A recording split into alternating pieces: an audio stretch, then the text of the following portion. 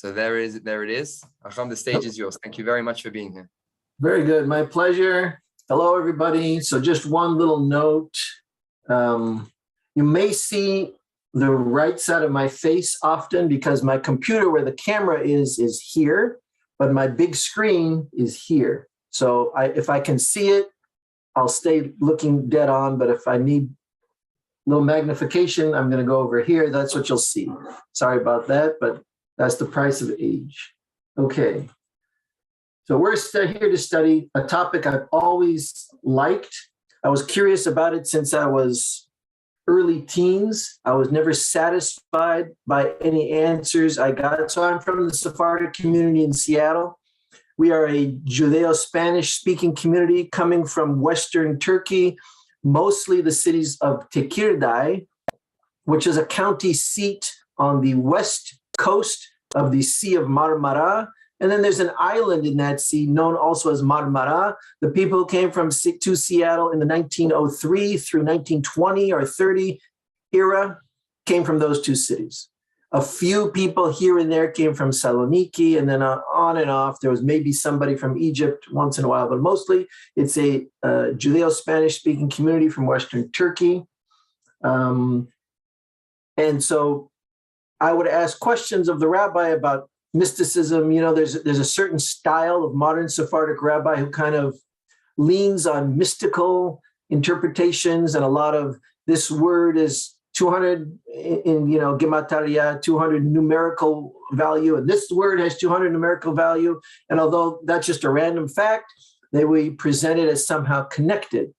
And I always said, but Rabbi, in a language with 22 consonants, you're going to have hundreds and hundreds of random numerical equivalents because there's only so many letters to go around. And by the way, we are a root-based Semitic language. It makes it even more narrow. The probability of having multiple words with the same numerical value is exceedingly high, and I never got a straight answer. So that kind of piqued my interest until finally I studied old rabbinic mysticism, the kind that appears in the Mishnah and the Talmud in Masechet Hagigah with Haham Fa'ur. One summer, myself, Moshe Maimon, who's also a great Haham, I would say one of the top students of the Haham, just the three of us, once a week for 3 hours for about 10 weeks. And that's the original seed of what you're going to hear in the next 4 weeks. So the very beginning of what mysticism is. It's not about content. It's not about, here's a book with some secret knowledge. I'm going to give you the book and tell you what the words mean, and now you'll know. That's not what rabbinic mysticism is. Rabbinic mysticism is not what... Sorry, just to let you know, Hakam, we can't see the slide. We only see your... Oh, sorry. Okay. Very good. Thank you. Yeah, very good. Let's see. So new share, I guess. And we'll do this. See it now? Not yet, no. You may need to stop share. Now we can see it. Yep. Okay, good. All right. Oh, and by the way, so Zoom lectures are fine, but I'm used to give and take of an actual midrash. So if anybody has questions, go ahead and type them in the chat. And if you see a question that's worth pausing for, because I'm not going to continually look at the chat, just let me know, just stop me, and then we'll answer the question. Okay, so mysticism is not what you perceive, but so-called cleaning your mind's lens so that you can perceive. I don't know if you remember the Hubble telescope, but when they sent it up originally from the US, the mirror was distorted and it couldn't see much. So they had to send a fix. So mysticism is like we're all born with the Hubble, with the bad mirror, and we need to fix the mirror before we can see what's up there in the area of interest, in this case, the heavens. There was an original rabbinic mysticism, and it had absolutely nothing to do with the Kabbalah. Kabbalah was written in Christian Spain maybe 1,000 years ago. Yes, I understand some of the Zohar may have been earlier, a core, but it was never. Here's the key point about mysticism. What we're going to study passed through the approval of the Bet Din Hagadol, the national court, which produced first the Mishnah and then the Talmud. No other book on mysticism was ever processed and approved or edited or redacted by a national court. Even if the Zohar is totally authentic, and personally I don't believe it is, nobody looked at it. Someone found a manuscript in 13th century, and we never had a court process it. That's not the way the Israelite or Rabbinic legal system operates. Every authorized tradition has to be vetted by a court, not by a person. So there was an original rabbinic mysticism, yes, and yes, modern Jews try to find some continuity between rabbinic mysticism like you find in Masechet Hagigah and Kabbalah, but as you shall see in this series, but not tonight, there really is none. We analyze Kabbalah later in this series. Why should you study mysticism? First answer, it is our purpose as humans, and now I want to show you a text which makes that point really well. Let me know if you can see this new screen. Not yet. Not yet. I did new share and I clicked on this. Not yet. We just see the folder. So let me do stop share and then do share screen again and then here. Yes. Okay, good. So let me just, this is from Haham Faur's book called Homo Mysticus. In my opinion, and it is a biased opinion, but I think I'm 100% accurate on this. This is the best work on Maimonides' guide since that book was written. So this is the best explanation of Maimonides' guide, certainly in the English language, and certainly in the last 400 years, but I think it's the best since the guide was ever written. How does he open it? The underlying thesis of this work is that for Maimonides, Hebrew mysticism is an anthropological dimension and the very purpose of the human race. What does he mean? Every human being has a talent for mysticism. And in fact, that talent is the very reason the human race was created. For Erich Neumann, he's a famous Jungian analyst. He was a student of Carl Jung himself. He's Jewish. He started the Israeli Institute of Jungian psychology in Tel Aviv, I think, in the 30s. This ascertains that mysticism is, quote, a fundamental category of human experience. But here's the big difference, and this relates to what I was saying a moment ago about the Kabbalah. Unlike Neumann, however, for Maimonides, the mystical experience can take place only at the final stage of human development when the individual has reached perfection. That's important. Mysticism cannot be experienced through faith or be grounded on rational proof. So it's not that you can just believe what they tell you and you have a mystical experience. Moreover, it's not that you can prove what you think you're seeing. It doesn't lend itself to rational proof. It's something else. Homo mysticus means a mystical man is, first and foremost, a post-rational individual. We will explain that later. Okay. A serious student of the guide concluded that although faith in God is not grounded on the annihilation of rational perception, and that rational perception constitutes the very basis for man's relation to God, at the same time, Maimonides maintains that there is a perception that is higher than it, means rationality, which opens the gates to a supra-rational knowledge. In fact, for Maimonides, through it alone can man reach the ultimate possible closeness to the absolute. Okay, so that's important. Back to the share, back to the notes. Also, I want to just close this little thing from Haham Faur's introduction. Let's notice what he says about Kabbalah in the same introduction I just showed you a moment ago, but from page 3. Let's see if I can find that. Where's the? Here we go. Let me know if you can see this. It's a new share from the introduction. Not yet. So we've got a little bit of an internet delay. We just see the folder. Do I do new share again?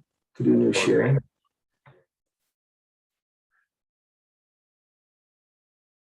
Yep, we now see it. Okay, good.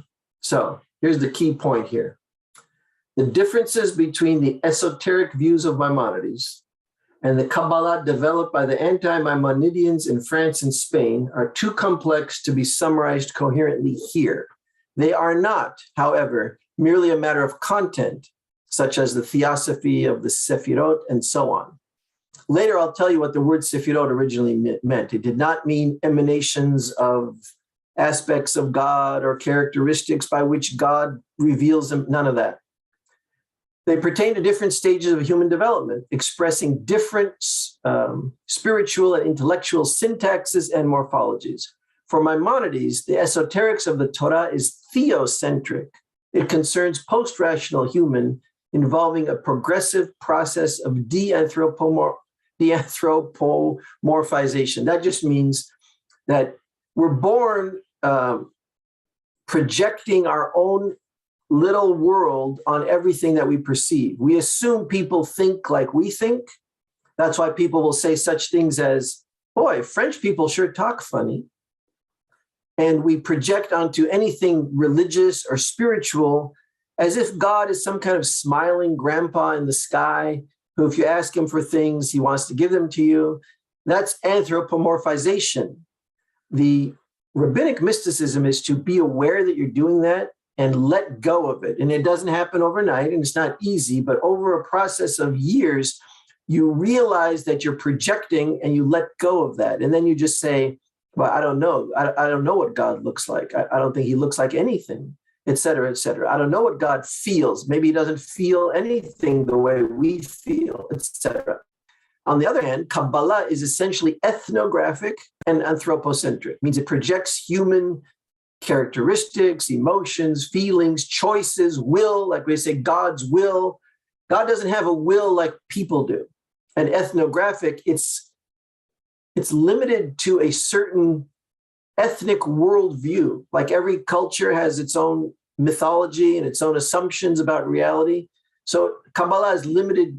It's not a universal set of categories. Eliade, this is Mirkia Eliade, the famous researcher on mythology, noted that the Kabbalah is akin to the, quote, cosmic religion that disappeared after the triumph of Christianity, surviving only among the European peasants.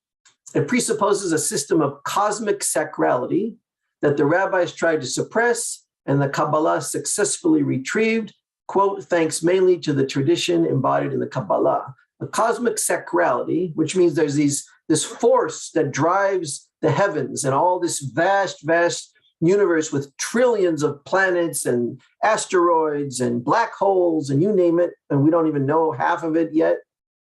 It's infused and animated by some cosmic force, and that's what they mean by cosmic sacrality. By the way, who believed in a cosmic sacrality? Albert Einstein. Who did not? Isaac Newton. Isaac Newton believed in the Maimonidean system completely. Unlike Kabbalah, for Maimonides, the content of a mystic experience is marginal. What defines the experience is the level at which it took place.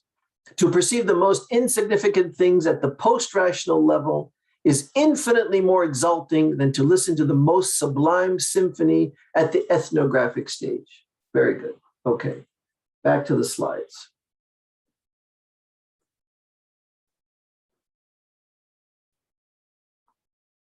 Can everybody see the slides now? Yep. Okay, good. So before we study, so what we're going to do in this series is study the rabbinic texts on mysticism known as Ma'aseh Merkava / Ma'aseh Bereshit, which are very short. They appear in the Mishnah, Tosefta, and Talmud on Masechet Hagiga, which has really nothing to do with mysticism. It's about the animal offerings you must bring to Jerusalem when you appear thrice a year for the Mo'adim, for the pilgrimage festivals, the Hagim. Why this material is there, when we get to it, I'll tell you. But before we read it, you have to know a few things about how to read this kind of material.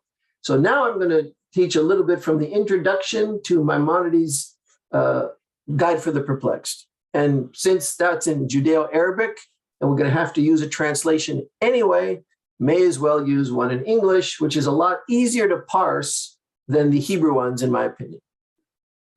So having spoken of similes, he means like metaphors, I proceeded to make the following remark.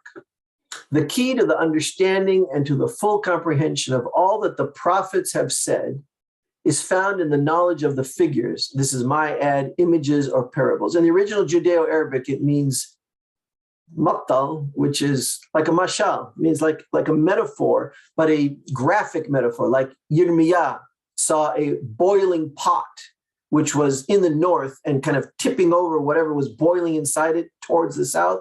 You remember that? Sir nafuah aniro'eh. And Yeshaya is full of imagery, but they are metaphoric images. Right? He wasn't seeing reality. He was seeing a message clothed for the benefit of his mind in images which meant something to him. So when this translation is going to use the word figures, but that's what he means, the matal, the metaphors or the graphic metaphors. They're general ideas and the meaning of each word they contain. You know the verse, I have also spoken in similes by the prophets, and that's this pasuk in Hosea, v'dibarti al ha-nebi'im ve'anochi hazon hebeti. And I spoke on the prophets, and I made many, many visions. Ubiad ha-nebi'im adameh. And after speaking to them in these images, I was imagined by those prophets. That's a very dense statement, but I'll just leave it at that for now. Another pasuk says, put forth a riddle and speak a parable. That's in Yehezkel, Vahi devar Adonai elai lemor, ben Adam. Now, in the book of Yehezkel, God always addresses Yehezkel as ben Adam, never by his name, never by anything else, always ben Adam. Why? That's a whole story in and of itself. Hod hida umshol mashal. Hod is a command in Hebrew for the lahod means to create or generate a riddle. Umshol mashal. And there's a word in Hebrew, believe it or not, a verb for generating a parable or a metaphor. Umshol mashal. So generate a riddle, generate a parable, el Bet Israel, because that's the only way you could transmit some of these esoteric ideas. There is no way to put it into, quote, rational, analytical terminology. You'll lose it, you miss it. It's like a dream that you know the meaning of the dream while you're in the dream, and the next day you kind of vaguely remember it, and you have to make effort to remember both the imagery you saw and you remember knowing what it meant right before it unfolded. And that's the hard part, to always grasp that the next day or the next 2 days later, etc. So there's meaning, the meaning that's transmitted in these images, these semantic compositions, let's call it, cannot be stated in just general prose. You miss the mark.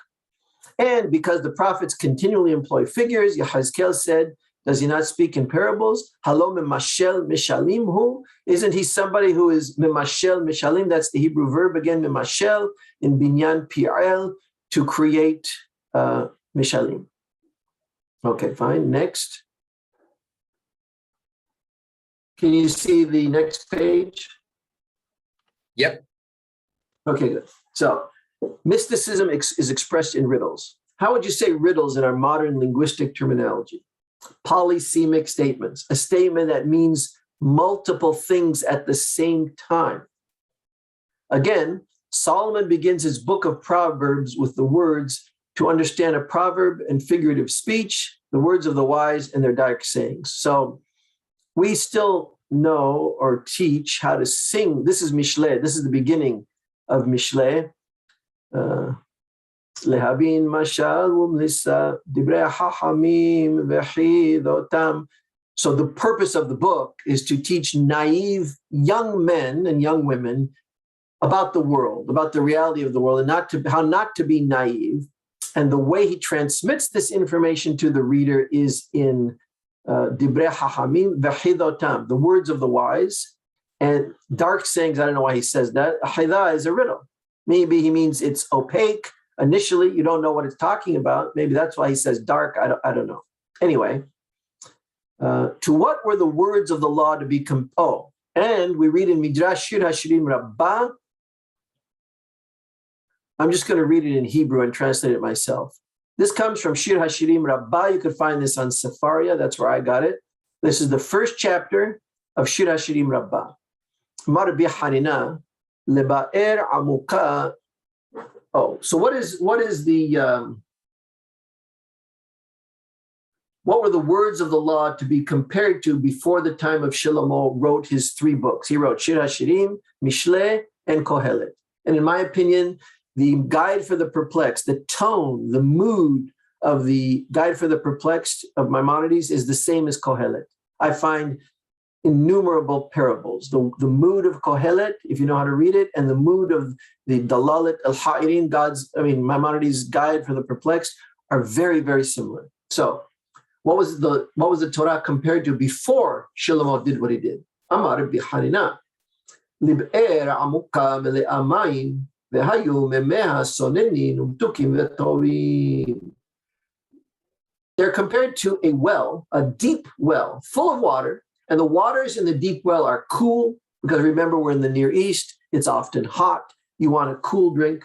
Umtukim, they're sweet, which means they don't have that mineral taste, like at Mara, when Moses with the Israelites in the desert and there was no sweet water to drink. So the opposite of Mara is mitukim, v'tovim, and good. But nobody could access the waters in the wonderful, cooling, sweet waters at the bottom of this deep, deep well. No one knew how to get it.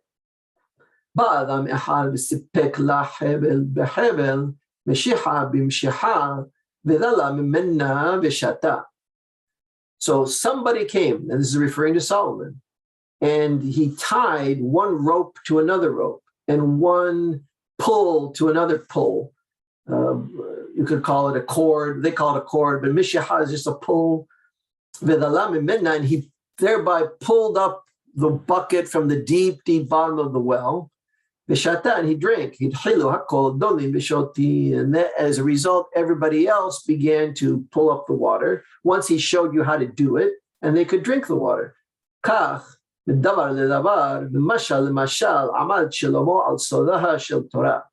In the same fashion, using one word to explain another in a chain of successive understandings, more and more clear, from one parable to another parable, from one metaphor to another, Shlomo was able to process the secrets of the Torah.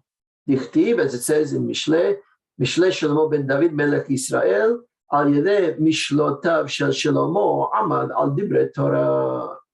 So far go the words of our sages. Oops. I do not believe that any intelligent man thinks that the words of the law mentioned here, like he says, dibre Torah.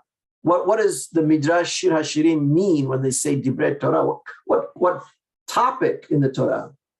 Maimonides is telling you here, I don't think it means requiring the application of mishalim, of parables, in order to be understood. Can refer to the rules for building a sukkah, for example, for preparing the arba minim, or for the 4 kinds of trustees, the shomerim, shomer hinam, shomer sachar, socher, and I forgot the last, shoel, right? That's in Bava Kama, etc. Harambam is saying when the Midrash says the words Divrei Torah, they're not talking about the standard garden variety halacha. They're talking about something else.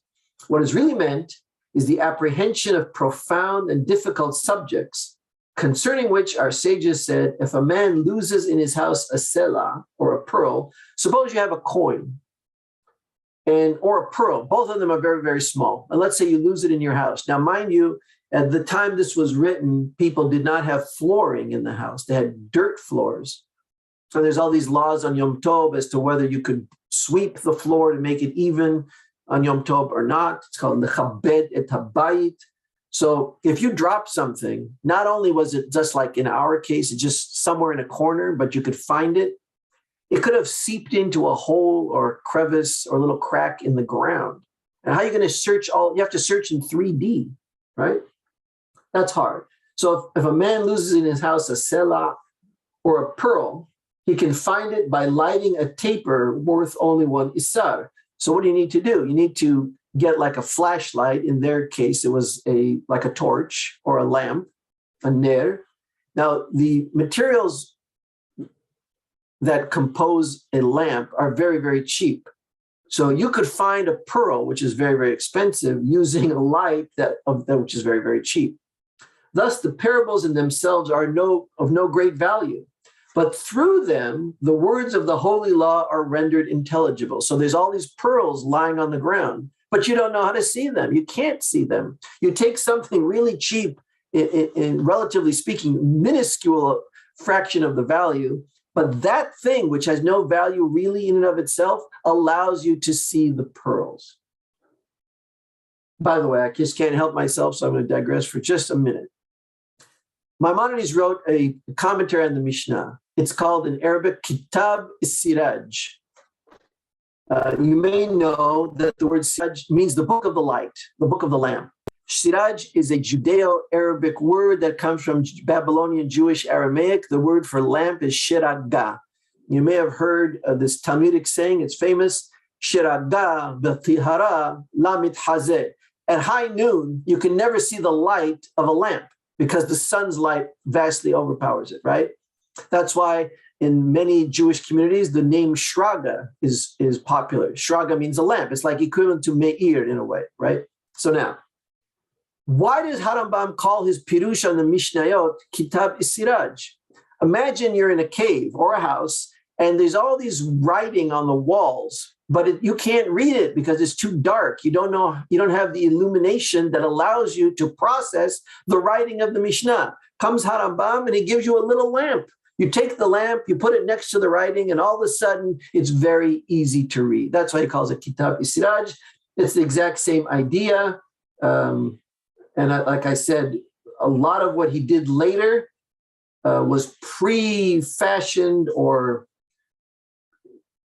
prescient as to what he did in his youth. And he wrote the Pirush Mishnah between the ages of 20 and 30. He wrote this book here, the Guide for the Perplexed, at the age of 65, when he's a well-seasoned man. Okay, now, next slide. Okay, so you got to always look deeper. Continuing here with the introduction to the Guide for the Perplexed, because that, of course, is the best introduction I know to the subject of mysticism. The book Guide for the Perplexed is about how to acquire rabbinic mystical perception, nothing more. These likewise are the words of our sages. Consider well their statement that the deeper sense of the words of the holy law are pearls, and the literal acceptation of a figure is of no value in itself. Means a metaphor taken literally doesn't help you. That's why people who take Midrashim literally, Harambam, even in his 20s, when he wrote the Hakdama to Perek Halek and the Shemona Perakim, he's very critical of that large segment of the Jewish world who takes Midrashim literally. He's also critical of those who say they have no value. The real answer is in the middle. They compare the hidden meaning, including in the literal sense of the simile, to a pearl lost in a dark room, which is full of furniture. It is certain that the pearl is in the room, but the man can neither see it nor know where it lies. It is just as if the pearl was no longer in his possession, for, as has been stated, it affords him no benefit whatever until he kindles a light. That's the same thing. I'm not going to say it again. That's the Hebrew if you want to read it. Shir Hashirim Rabbah. So the same is the case with the comprehension of that which the simile represents. Now, I love this. This is a mashal itself. It comes right out of Mishle. It's beautiful. The wise king said, a word fitly spoken is like apples of gold in vessels of silver. This is Mishle 25:11. Here it is. I'm going to sing it because I love the way it sounds. Tapuhe zahab b'maskiyot kasef davar dabur al ofnav. One more time. Tapuhe zahab b'maskiyot kasef davar dabur al ofnav. Golden apples inside a silver filigree, like a silver mesh or screen, very fine screen though, big spaces, very small amount of metal. Davar, that refers to a word, davur, spoken, that's the passive verb to speak, al ofnav, on its orbits. So in his mind, in the mind of Shlomo HaMelech, he was thinking of astronomical orbits. But we have the same thing in subatomic particles or atoms. There's a nucleus, and And they told you in school that it has protons and neutrons, but it has about 3,000 subatomic particles in that nucleus, quarks and all kind of things. Some of them live for a shorter time, some for a longer time. We have the same exact thing, though. Electrons have orbits in both atoms and molecules. And a piece of matter has electrons both in the near orbitals and the higher orbitals, and that fact contributes to how they operate with you. So you could just as well say Tapohai Zahab Maskiot Kasef is an atom operating on its multiple orbits simultaneously. What he's telling you here is that words have polysemic aspects. They could say two things at the same time, and depending on who you are in the audience, you understand one or both. So here he's going to explain it now. Here's the explanation of what he said. The word maskiyot, the Hebrew equivalent for vessels, denotes filigree network, i.e., things in which there are very small apertures, such as are frequently wrought by silversmiths. They are called in Hebrew maskiyot, literally conspicuous from the verb saka, he saw, the root which occurs also in the Targum of Ankelos, etc. So this is Friedlander's, the translator in English, he's added this. Because the eye penetrates through them, that's why they're called maskiot. It's related to the root of saka, which means to see. Thus, Solomon meant to say, just as apples of gold in silver filigree with small apertures, so is a word fitly spoken. See how beautifully the conditions of a good simile are described in this figure. It shows that in every word which has a double sense, a literal one and a figurative one, the plain meaning must be as valuable as silver, and the hidden meaning still more precious, so that the figurative meaning bears the same relation to the literal one as gold to silver. The entire corpus of rabbinic mysticism is written in this way. When you first encounter it, you don't see the golden apple, you see the silver apple, which is the actual content processed or biased by the external filigree. Only later, when you get close enough that you can see through, and that's an aha moment, if ever there was one, and this happens successfully. It's not just one golden apple, it's many, many, many pieces of gold, many golden apples. Over a lifetime, you see more and more of the gold, and you realize that what you thought you saw before was just the silver biasing or affecting the way you perceived the kernel. It is further necessary that the plain sense of the phrase shall give to those who consider it some notion of that which the figure represents. Just as a golden apple overlaid with a network of silver, when seen at a distance or looked at superficially, is mistaken for a silver apple, but when a keen-sighted person looks at the object well, he will find what is within and see that the apple is actually gold. The same is the case with the figures employed by the prophets. Taken literally, such expressions contain wisdom useful for many purposes, among others, for the amelioration of the condition of society, like the Mishalim of Mishle, and similar sayings in their literal sense. Their hidden meaning, however, is profound wisdom, conducive to the recognition of real truth. What is required to understand the hidden meanings? You need to somehow escape your preconceptions. Harambam calls that, using the Greek word apophasis, and Haham Faur, in dividing up his book Homo Mysticus, has 4 pieces. The first piece is called apophasis, and in that first piece is the narrative of the Masech al-Hagigah vision of the Merkava that we're going to study, including several people. 4 of them are the 4 who entered the Pardes, the Arba'ah Nichnisu Pardes. This is akin to all of a sudden realizing you're in a matrix, to use our modern cultural reference, and trying to look over it. You know you're in the matrix, you're trying to see above it what's really there. Put another way, like patriarch Abraham, you have to challenge your intellectual conventionalisms. I just want to show you one thing about that. New share, Abraham. So this is, can you see the Mishneh Torah? No, we're still looking at the presentation. Okay. I'll do new share again.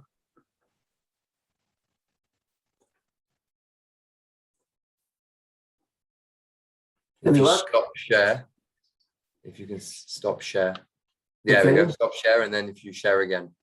Okay, I see.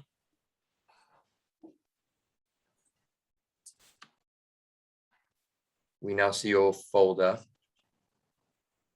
So I clicked on something in the folder, and I'm not sure why it's hard to. Let's see what's in the Zoom.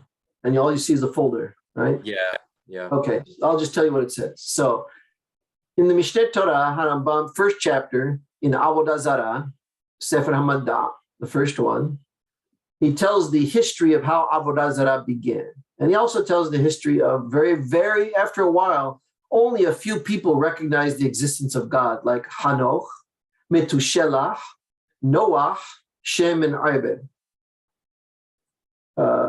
And this went on until Abraham was born. What was the big thing about Abraham? Have you heard that old story from the Midrash that his father used to sell idols and he smashed them? So that's a parable. I don't know if Terach really sold idols. I don't think he did. What was smashed? What was smashed were the conventionalisms.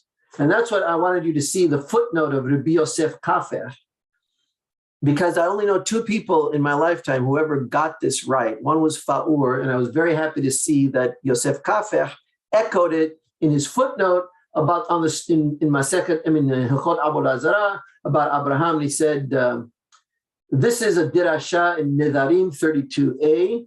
When Abraham was 3 years old, he recognized his creator, Kilomar. In other words, the sense of critical analysis was natural in him, and he was able to judge things. And the first thing, the first act you must do, the mental act you must do to understand things, is to doubt the conventionalisms of your day. And now the second chapter of the Moreh Nevuchim is all about that. Eating from the Es Hada'at Tov Vara is nothing more than embracing conventionalisms. And the Torah comes to cure the sin of eating from the Es Hada'at, the tree of knowledge, by showing you how to see it not for what you imagine it is, but what it actually is, which is the same, one and the same as the Es HaHayim. There weren't two trees, there were two perceptions. And the clouded, distorted perception of Adam and Eve saw it as a Es Hada'at instead of Es HaHayim. So now let's see. Okay, here we go back to share screen and back to the things. I hope you can see now. Can you tell me if you see the slides again? Yep. Okay, good. So that's easy. So the moral of the story, put everything in the slide deck. Don't go to external sources. Now, this happens, so one more time, put another way, like Patriarch Abraham, you have to challenge your intellectual conventionalisms. You just can't say what everybody says because you heard the refrain or the slogan or the dogma and you kind of understand it, but you never really tried to penetrate it. That doesn't work for mystical understanding. This happens successively. It happens over time. Like Maimonides' description of lightning flashes in a dark night sky. It's in Faur's book. It's in the Moreh Nevuchim. I'm not going to go into it right this moment. Remember that, but what I want you all to do is remember this mashal as we study Masechet Hagigah. Now, I'm dating myself, but I used to love the movie The Karate Kid, which came out in 1984. As Mr. Miyagi once said way back in 1984, oh, Daniel-san, things not always as seen. He obviously was a Japanese individual. He was actually Okinawan. The actor was Okinawan.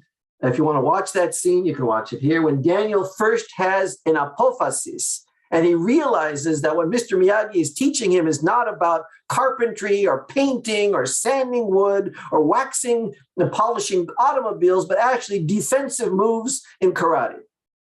He didn't realize that for the 3 months he was doing it. In one day, poof, Mr. Miyagi kind of shook him a little bit mentally, and he realized that what he was being taught was defensive blocks in karate, not waxing and painting and sanding, etc. Okay, good. So the key is to see the golden apple through the mesh. What is required to see it? So depth psychology, which is the branch of psychology founded by Carl Jung and has many students. I don't know why this is so, but I know it's significant. About half of them were Jews. Somehow, the Jewish mind either had a seed in it already, or it lends itself to what Jung called depth psychology. And there's various constructs they make that makes it easier to understand the human psyche. I was surprised when I saw this, but I'm not surprised now. So depth psychology calls this individuation. And you'll have Jungian analysts, some of the second generation who write entire books about individuation. We had this concept 2,000 years earlier. We called it Koneh Olamo. Now, Koneh is the Shoresh Kof Nun He. Most people think it means to buy, but it originally meant to form or create. That's why God is Koneh Shamayim Ba'aris. He doesn't have to buy the cosmos from anybody. He formed the cosmos. And that's why when Cain was born, Hava, Eve, named him Cain, and she said, Kaniti ish et Adonai. I formed a man with God, because she was smart enough to know whatever hangover she had from this Esadad debacle, she was smart enough to know that we don't create the biology that we live under. We can reproduce, but we didn't make the rules of reproduction. We have no say in the matter whatsoever. We just have the say in whether we use our bodies in that way or not, right? So she was aware, Koneh ish, with God. Now, ordinarily, people are objective. They follow definite patterns of thought and feeling. Oh, this is Homo Mysticus again in the introduction. Ordinarily, people are objective.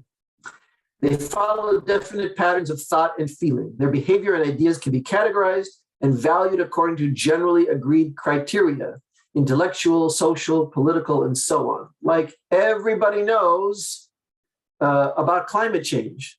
Although there are people who challenge some of the conclusions, you don't hear about them. Why? Because that's not the convention. For whatever reason, people don't want you to hear the people who are criticizing the climate change models. I don't know of anybody on the planet who doesn't say the climate changes. But some people say it's not as anthropogenic as some people will tell you. So even in the world of rationality, of science, of physics even, there are conventions. The realm of mysticism escapes objectivity. It involves a crisis of choice. The road bifurcates, demanding subjective judgment, thus creating a defining moment, a unique now. Those having the courage to face it, rather than escape to the realm of conventionalities, would be rewarded by a brilliance piercing the thick darkness, an instant of mystical illumination. It is at this now that individuals discover, more precisely forge, their true identities. Homo mysticus is one who has forged his or her own individualistic type of perfection, in the language of the Chachamim, Kana Olamo. Now, I want to study two stories with you from the first chapter of Avodah Zarah. One is about a Jew who was a complete, we call it zanai, or in Spanish, mujeriego. That means a womanizer, a total, complete womanizer. That was his only concern. That's what he did every day of his life. It wasn't shomer mitzvot, particularly, I don't think maybe at all. And he kana olamo in a second. The second is a Gentile who is referred to as kilastonire in Talmudic Aramaic, which is a borrowing of and transformation of the Latin word inquisitor. He was a torturer.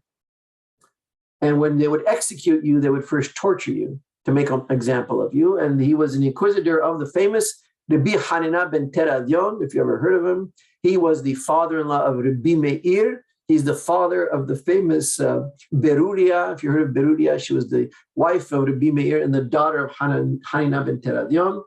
Both of these are in Avodah Zarah. We have to know, you have to ask yourself, if you want to see the golden apple, you have to ask yourself, not what does this sugya say? Why is it here? It doesn't have a whole lot to do with Avodah Zarah, which is the nominal title of this Masechet. Why is it here? I'm not going to answer it now. Now, let's see. Okay, I'm going to go over a little bit of the structure, but then we need to read the sugya word for word. So we're going to have to wait until the screen shares to it. So This is Avodah Zarah 17a, the first of the two stories, Rabbi Elazar ben Dardoya. It has three parts and an epilogue. Part A, the factual narrative. He makes a journey to a high-class call girl. Something happens during the act that symbolizes to him his life and his prospects. He's terribly, terribly depressed about it. He leaves her and he asks three beings to ask mercy on his behalf. He doesn't feel that he has any standing to ask God's mercy. They each refuse, saying that they would be better off to ask God's mercy for themselves, but they don't. They just tell him, we can't help you because before we could help you, we would have to ask mercy for ourselves. C, he has a wholesale transformation, leaves his preconceptions behind, does teshuvah and dies in an instant. A bath kol, a heavenly voice, which is a kind of junior prophecy, proclaims Rabbi Elazar ben Dardoya is invited to a life in Olam Haba. Epilogue, when Rabbeinu HaKadosh, Rabbi Yehuda HaNasi, hears this, he weeps and he's amazed. It bothered him. Now we have to study this sugya. So stop share screen. That's Inquisitor. Let's see if I can pull this up. Dordaya. Let me know if you could see it. Not yet.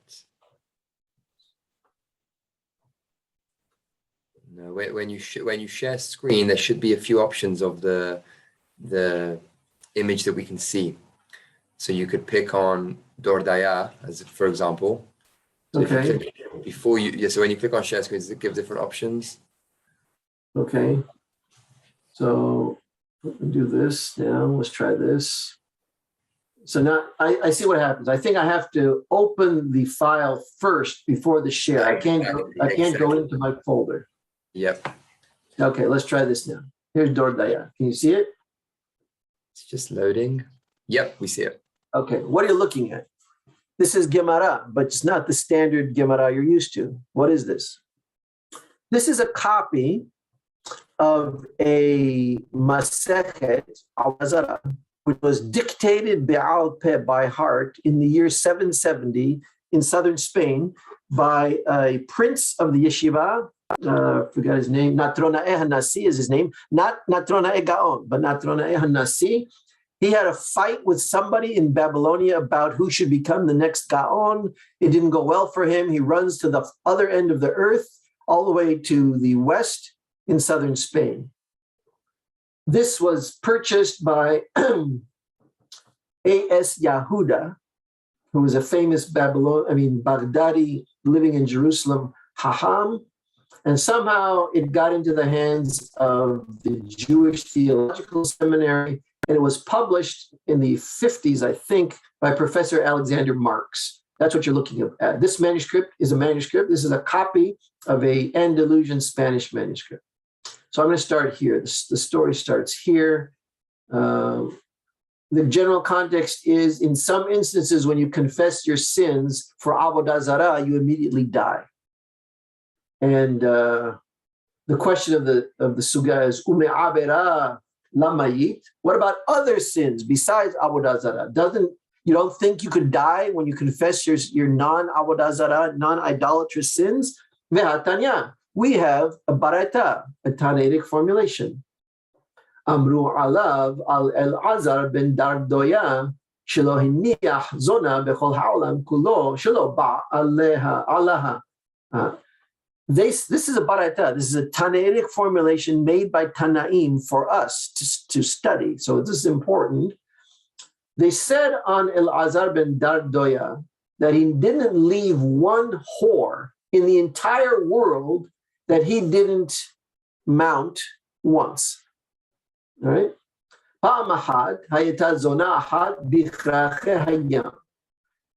So one time he heard of a whore, a call girl, in a far off seaside town. And she took a large number of gold coins as her fee. In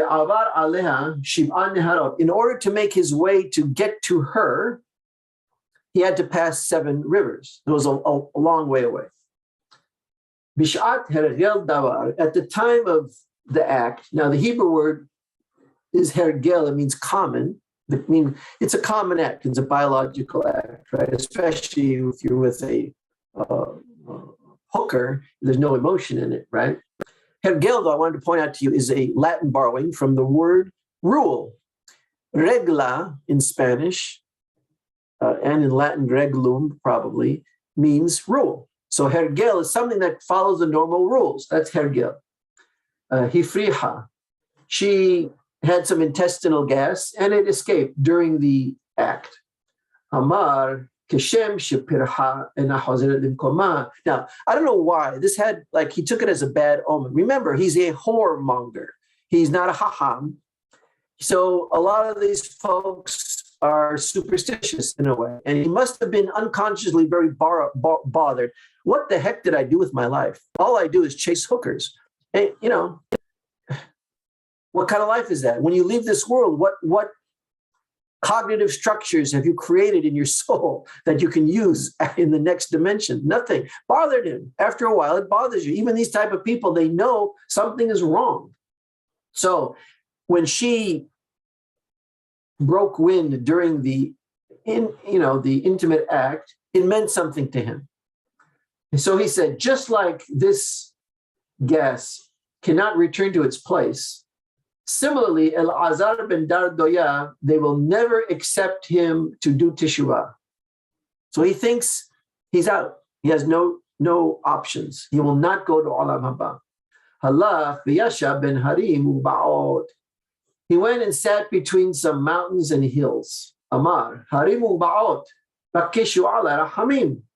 He said, please, mountains and hills, could you ask mercy from God, obviously, on my behalf? Amru lo, ad she'anu mebakshim rahamim alecha, nebakesh rahamim alenu. Before we could ever ask any mercy for you, we should ask mercy for ourselves, because there's a pasuk in Yeshaya that says, "Shne'emar ki heharim yamushu v'hagivaot timutena." The mountains will be extinguished; they'll wither away, and the givaot, the high places, will also. It's another word for wither away, move away. And so the pasuk, there's a pasuk that says, and what's the context of this? God is saying, one day the mountains will no longer be here, and these hills, they will have withered and been long gone. But you, Israel, I will always look out for your welfare. That's what God's saying. That's the message of Yeshaya. There's a golden apple here. I won't tell you until a little later. Maybe you can figure it out. Let's see. Okay. Amar Shamayim va'ares. So now he addresses the earth and the sky and the heavens. Please, Shamayim va'ares, please ask mercy for me. Amru lo, both of them said to him, Ad she'anu mebakshim rahamim alecha, nebakesh rahamim al asmenu. Before we could ever ask mercy on your behalf, we have to ask mercy on our behalf. Shne'emar ki shamayim ki ashan nimlaho. Oh, there's a similar pasuk as the first one. Even though the heavens will wither away like smoke, and et cetera, the land will be gone, I will still value you, O Israel. This is what God's speech to Israel. Amar Hamma Ulbana, the last approach. Now, I have to tell you, I like the manuscript version because it's unadulterated. Many of the printed Girsa of the Gemara is adulterated. It's been changed by several pious hands thinking it's improving it, but it doesn't really improve it at all. So that forces us to do manuscript research when we study Talmud. There are only 3 asks here. He asks 3 beings: harim u'ba'ot, hills and mountains. The next one is shamayim va'aris, and the third one is hama ulbana, the sun and the moon. In the printed manuscripts, there's 4, but this is a sugya mishulesha. This is a sugya that is structured in 3s. Putting a 4th would make it out of balance. In our Midrash, as Fa'ur taught us, you always need to know the structure before you know the content. So if you see 3 in a manuscript and you see 4 in printing or other manuscripts, you know something's wrong. So there's a 4th one which doesn't fit. It's extra. So I like this manuscript. So now, what did the sun and the moon tell him?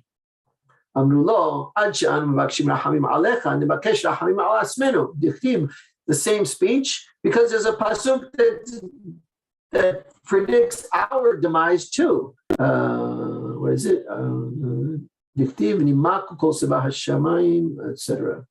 There's another pasuk in Yeshaya that talks about at one point God will take vengeance on everybody. He uses the words sun and moon or heavenly bodies to refer to political, powerful nations. And the message of Yeshaya in chapter 24 is, even though Israel is a minuscule nation, it has no real power.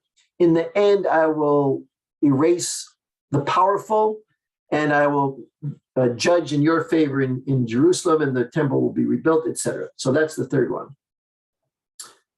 Amar en hadavar talui ella bi. So then Elazar ben Dardoya, who's just has no title right now in this story, he's just Elazar ben Dardoya, the whoremonger.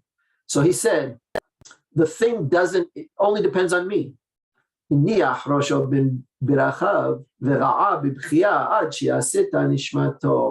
put his head between his knees and cried out, like, ga'a is like onomatopoeic a little bit. It's like, like that. That's why ga'a to the Hebrew ear sounds like people crying out in agony. He was crying out in agony with tears until his neshama left and he died.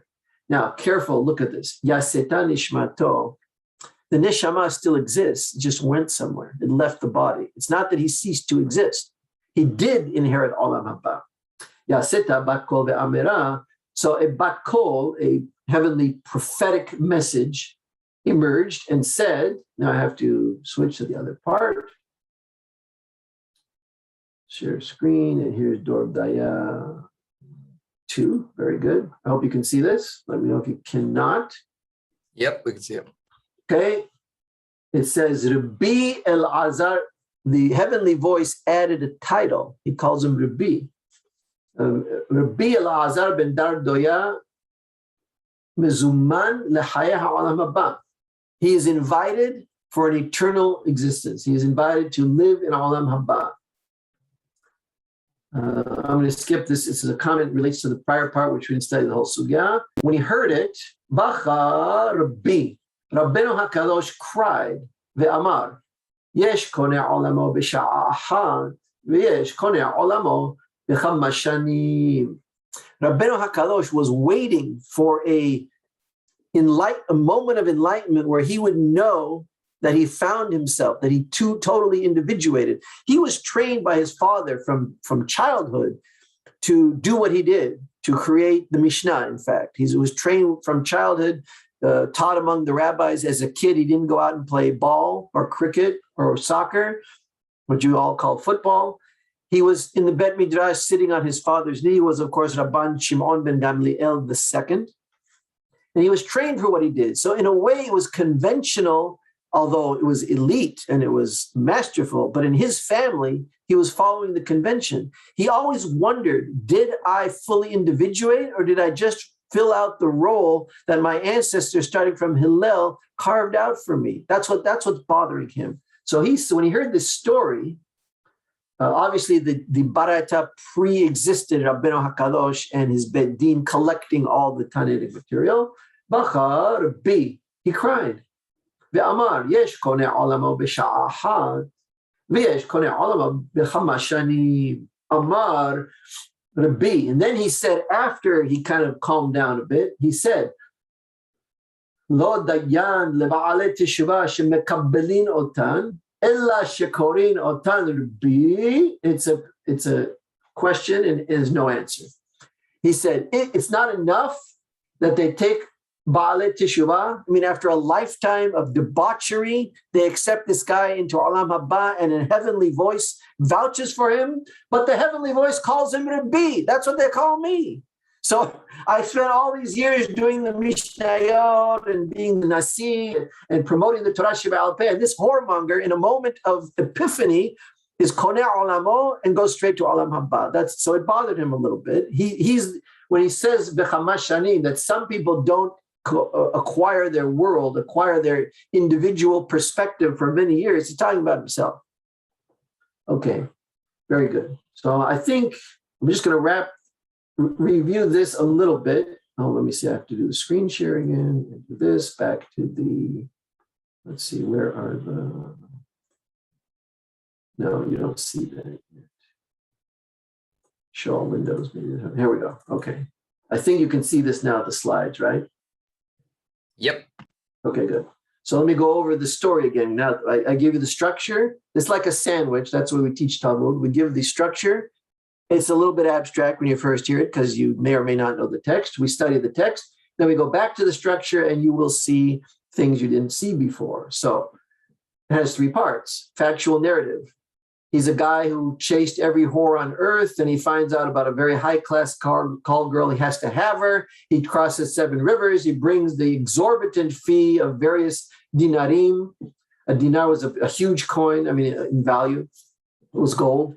Something happens during the act, and to him, it has symbolic power. Now, I got to tell you, in the printed versions, she is the one who says, in response to her own breaking wind, that he's not going to get into Olam Haba. That's ridiculous. How would a whore know anything about Olam Haba for an Israelite, for a Rabbinite Jew? No, he says it. So it's happening in his mind. He's living an act, which is real, but in his mind, there's a mental component, a semantic component that is symbolized by the act.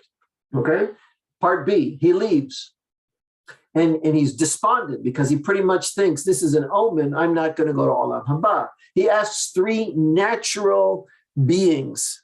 They're all part of the natural world. They don't have free choice. That's why they answer the way they answer. He says to the mountains and the hills, to the sun and the moon, to the, what was the other one? The Shamayim Va'aretz, the earth and the heaven.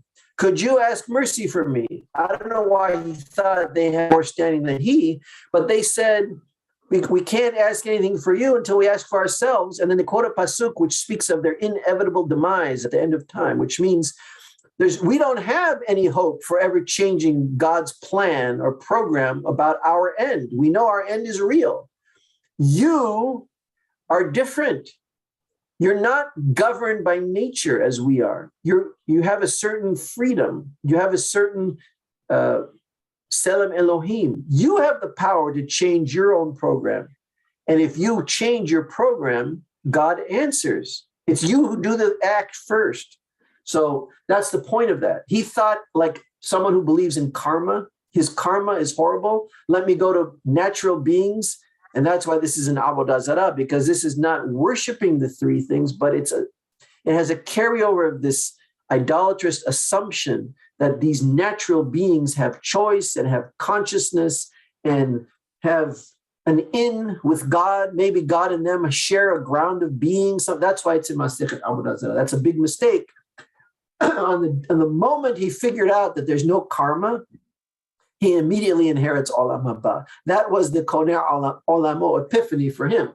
So C, he has a wholesale transformation, leaves his preconceptions behind. We would call that in our Faur Homo Mysticus lingo, apophasis. He had a profound apophasis. His mind changed.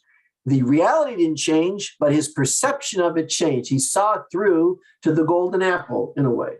And the heavens, to tell all of us in the yeshiva in Eretz Israel, in the yeshiva of Rabbeinu HaKadosh, what happened? Because it doesn't say how Rabbeinu HaKadosh knew about this. Who told him? This guy was by himself in a far-off land, far, far away, near this elite call girl, and he dies with his head between his legs. Now, I want to tell you one thing about what does that mean. Here's an example of apophasis. When you hear put his head between his legs, I'm guessing most of you think, you imagine a guy sitting in a chair, and then they, some medical professionals tell you put your head between your knees and get calm or something. These people didn't sit on chairs. Only kings sat on chairs. There were thrones. They sat on the floor. We say in Judeo-Arabic with their legs crossed, like in a lotus position. So what does it mean to put your head between your knees? It means you're prostrating, like in the Amidah, like in the actual law of the Amidah. You know how the Muslims bow down and they put their head on the ground? That is putting your head between your knees, because when you're in that position, the head kind of is right between the knees. It's just like when you see the Muslims in the Temple Mount, the Allahu Akbar, that's the shujo, I think they call it, means to bow down. So that's what that means. So he put his head between his knees in a moment of prostration to Borei Olam, like we do in the Tahanunim. Okay. He has a wholesale transformation, leaves his preconception behind, does teshuvah and dies, and a bat kol from heaven informed the other Hachamim what happened to this guy, and he refers to him with the title Rabbi, and they all understood very, very well what that means. And some of them were bothered because they have yet to experience the enlightenment. Okay, so I think we'll stop there. That's plenty of time. Next time we'll pick up with that other story of the Inquisitor, and we'll continue to the. So next time is going to be that story. I'm going to study another sugya with that same manuscript. It's one daf later, and it's on the similar theme, but this time it's a Gentile executioner interacting with Hanina ben Teradion, who, of course, we all know is going to Olam Haba. The question is, does the executioner also go to Olam Haba? To do that, he has to abandon all of his values. Everything he thinks is real has to go away, and then he does. Now, next time we will start with Mishnah Hagiga with Harambam. We'll study the Tosefta Hagiga with Haham Fa'ur. I want you to be careful, though. This Mishnah has both a silver mesh on it and a golden apple inside it. Even when Harambam in the Pirush HaMishnayot tells you the explanation of this Mishnah Hagiga, chapter 2, Mishnah 1, Halacha 1, he is not telling you the golden apple. He's telling you the silver apple. You have to figure out the golden apple. And if you read what I wrote up above on the slides, hopefully you can figure out what I mean. It's both the golden apple and the distorted silver apple at the same time. The explanation you find in the Kitab Isiraj of Harambam is the non-golden apple one. It's valuable. It has a useful, the explanation is useful. And if you think that's what it means, it's still the practice of the way they did the Dorshin Ba'Merkava is fine, but there's more to it. There's a kernel there that the Mishnah is not telling you. And that's why the Moreh Nevuchim deals with these texts, and they're very few of them, but that's why he writes a whole book to tell you about rabbinic mysticism. So we'll leave it there. If there's any questions, I can have a couple of minutes for questions. Thank you so much, Chacham. I think I speak on behalf of everyone to say that you've kickstarted our process of apophysis with this shiur. I'm going to just check the chat to see some of the questions that were asked. Now I see it. Okay, let me see if I can write it in full. Okay, how does this passage relate to the golden doves? So the Torah Zahab Na'aselach Im Nikodot HaKasef is exactly the same idea as Tapochai Zahab Maskiot Kasef. Why did I explain the latter pasuk, not the golden doves pasuk? Because I'm quoting Harambam from the introduction to the Lalit al-Ha'irin. He picked that pasuk because that pasuk is more elegantly nidrash in Shir Hashirim Rabbah.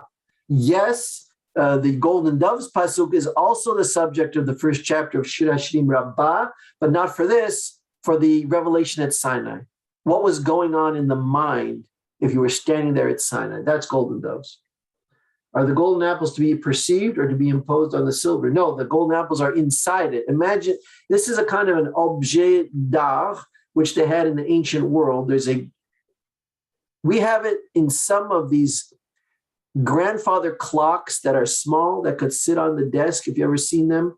There's a clock inside, and then there's a mesh around it. It looks like a cylinder. And then there's it could be glass top or a wood top, and with a little handle in the middle. That's what this is like. There was a suspended golden apple from a cover.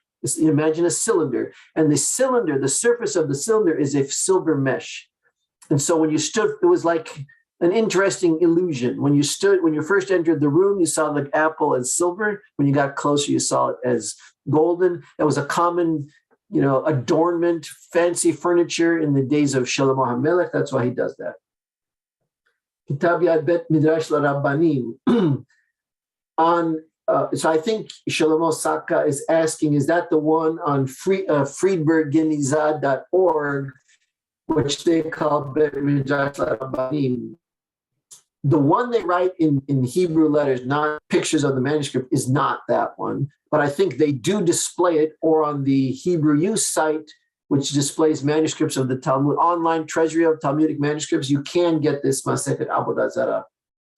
Is this story and tractate Avodah Zarah taken literally by most? I don't know. Maybe, I don't know.